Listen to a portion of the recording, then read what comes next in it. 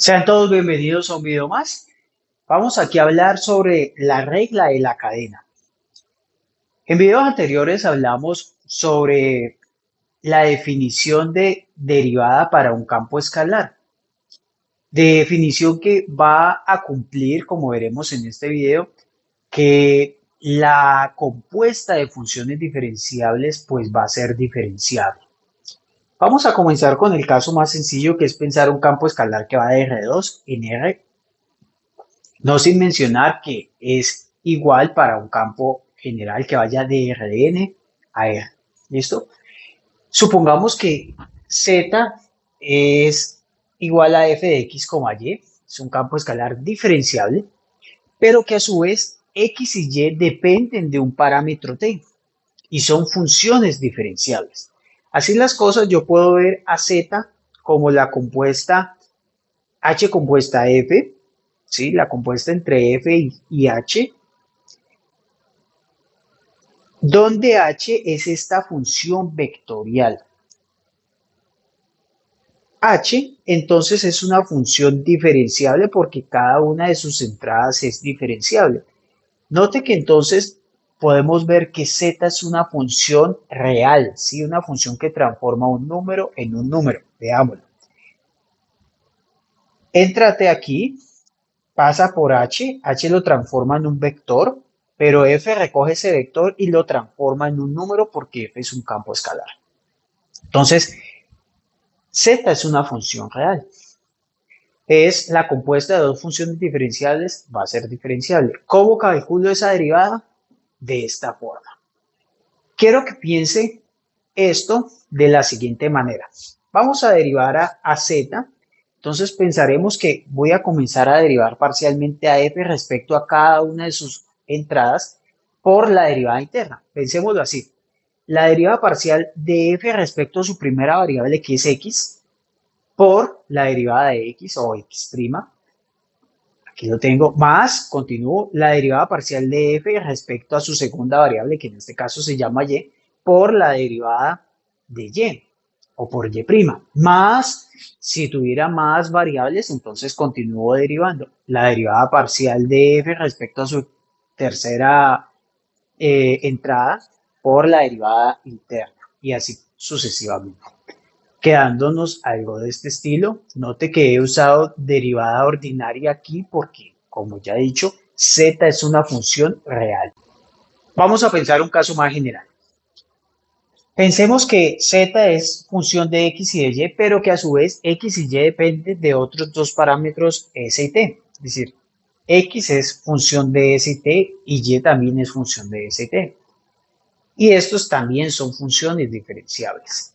Entonces, yo puedo ver a z como un campo escalar, pero que ahora depende de s y de t, y ese campo escalar también va a ser diferenciable, pero voy a pensar entonces es en las derivadas parciales de z, porque z me quedó un campo escalar, a diferencia del caso previo, que z me había quedado una función real y por eso la derivada era una derivada ordinaria.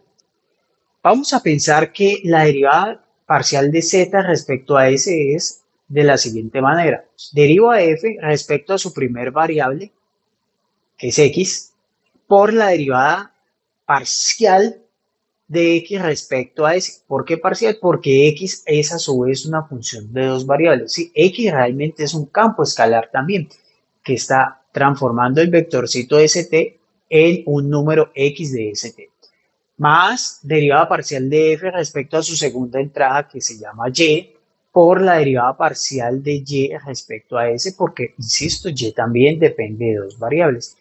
Y así puedo derivar parcialmente a z respecto a t. Derivada parcial de f respecto a su primera variable, x, por la derivada de x respecto a t. Por favor, es derivada parcial, más derivada parcial de f respecto a y por la derivada parcial de y respecto a t. Usted podría pensar que z es la compuesta de dos funciones. Una es el campo escalar f y otra es un tipo de función que aún no hemos estudiado aquí, que es un campo vectorial. Pensemos que H es un campo vectorial que transforma ST, el vector ST lo está transformando en H de ST igual a X de ST, Y de ST. Este tipo de funciones las estudiaremos más adelante, pero esto se va a llamar un campo vectorial porque me va a transformar un vectorcito en otro vectorcito, ¿sí? A diferencia de la H anterior, del caso anterior, que era una función vectorial que transformaba el parámetro t en el vector x de t, y de t. Aquí no, aquí transformo el vector s, t en x de s, t, y de s, t.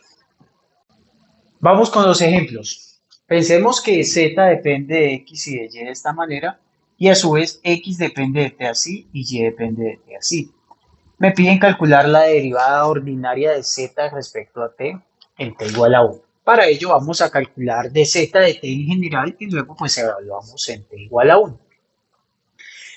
¿Qué vamos a hacer? Hagámoslo primero en general para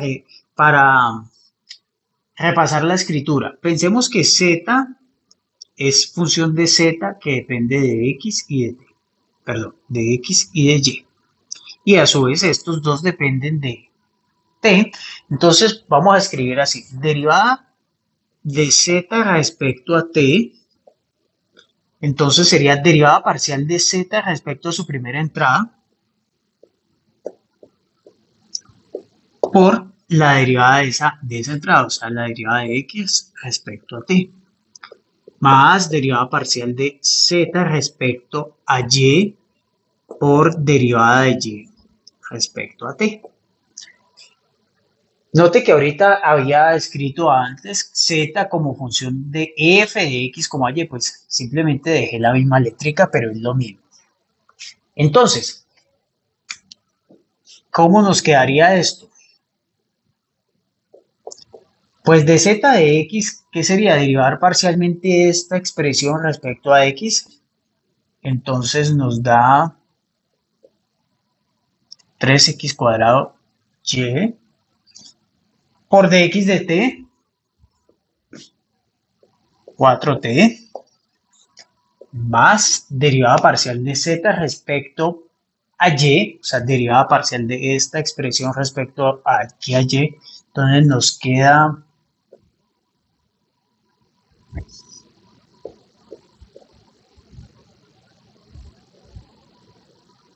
bien por la derivada de y respecto a t, la derivada de esto.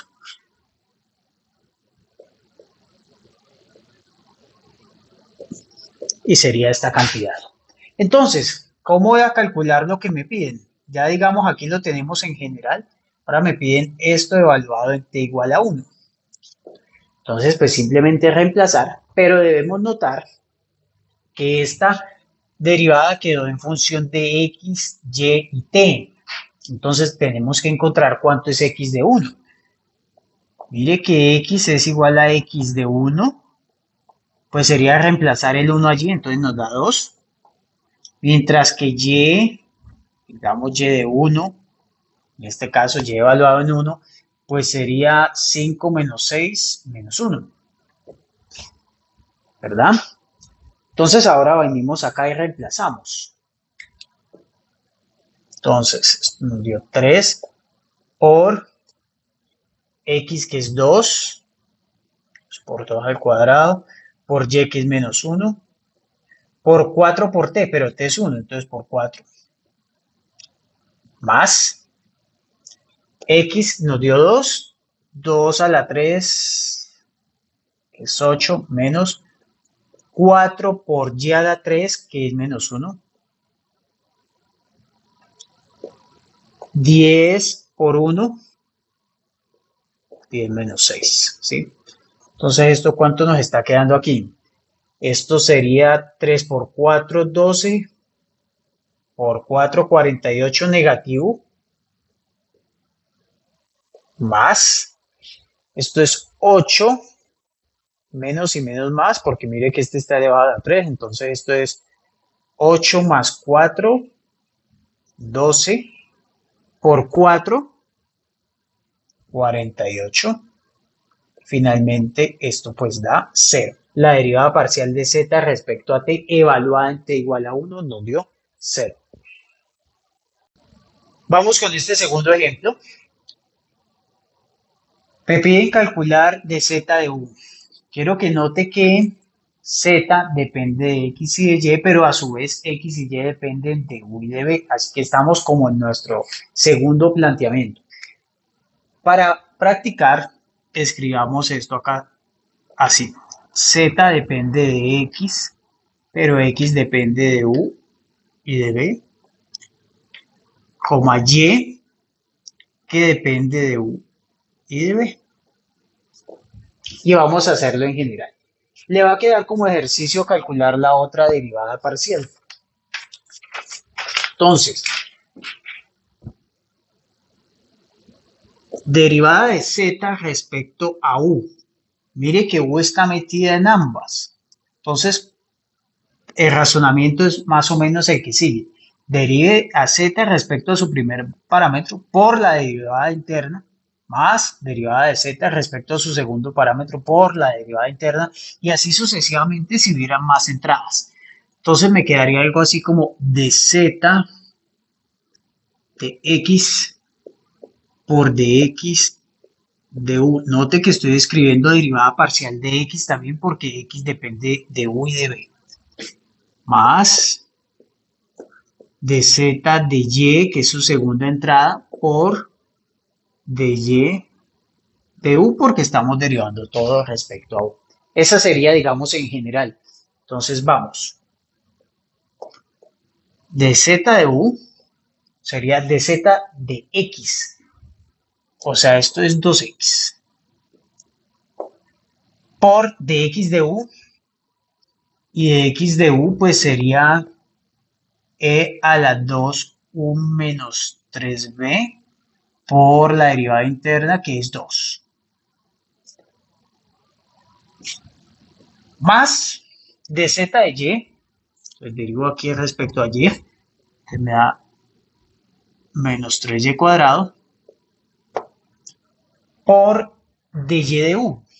Y dy de u sería derivar esto respecto a u, que me daría entonces coseno de u cuadrado menos b cuadrado por su derivada interna, que es 2. Podemos hacer un poquito de algebrita.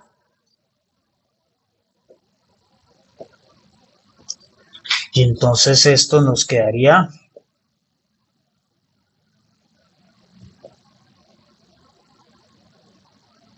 menos, ¿sí?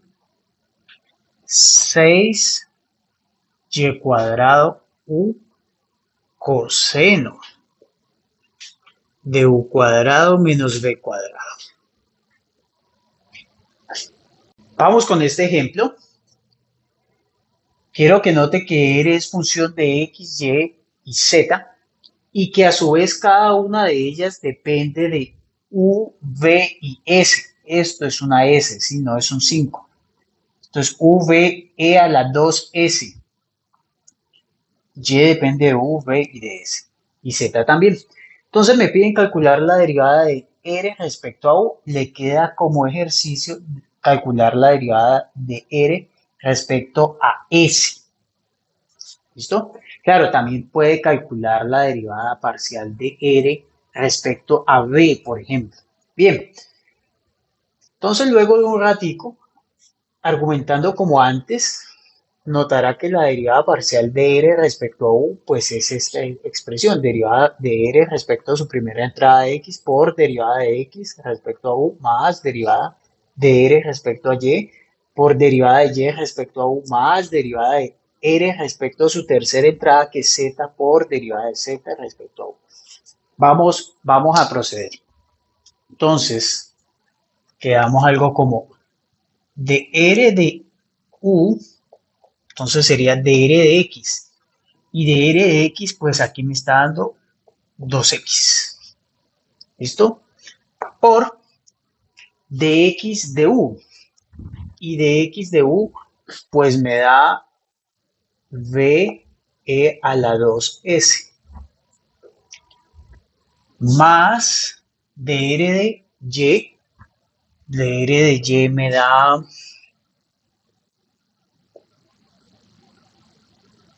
5y a la 4 z a la 3 por dy de u, y dy de u sería 2u más dr de z, y dr de z sería 3y a la 5 z cuadrado por dz de u. Y dz de u entonces sería coseno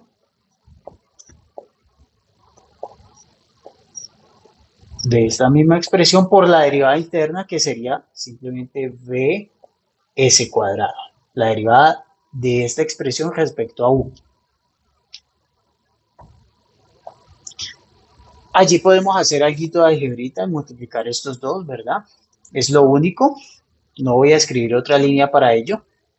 Simplemente entonces aquí voy a poner un 10.